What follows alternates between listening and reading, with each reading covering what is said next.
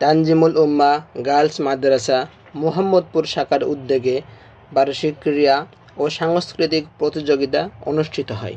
12 ফেব্রুয়ারি 2025 বুধবার সকাল 8 থেকে চন্দ্রিমা মডেল টাউন ঈদগাহ ময়দানে দুপুর 12:30 পর্যন্ত জমকালো আয়োজনে অনুষ্ঠানটি সম্পন্ন হয়। ছোট ছোট কচিকাঁচা ও অভিভাবকদের উপস্থিতিতে এক মিলন মেলায় পরিণত হয়।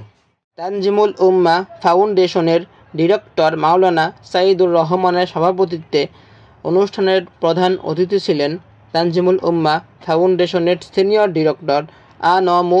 রাশেদুল ইসলাম সায়েম।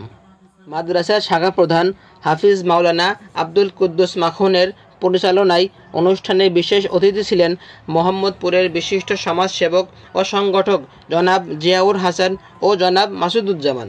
মানিকগঞ্জ বিল্ডার্সের ম্যানেজিং ডিরেক্টর জনাব আবুল বাশার খান। অন্যান্যের মধ্যে ছিলেন জনাব মোহাম্মদ রুহুল আমিন, তানজিমুল উম্মাহ বয়েজ শাখার প্রিন্সিপাল কাজী মোহাম্মদ ইলিয়াস ও বাড়িওয়ালা রেজাউল করিম সুজন এবং দায়িত্বশীলগণ, শিক্ষক শিক্ষিকা, অভিভাবক ও শিক্ষার্থীবৃন্দ।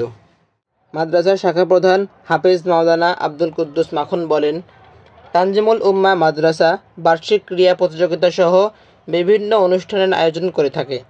ফলে পাঠ্য বইয়ের পাশাপাশি বাস্তব শিক্ষায় এই মাদ্রাসার শিক্ষার্থীরা গড়ে উঠবে ইনশাআল্লাহ।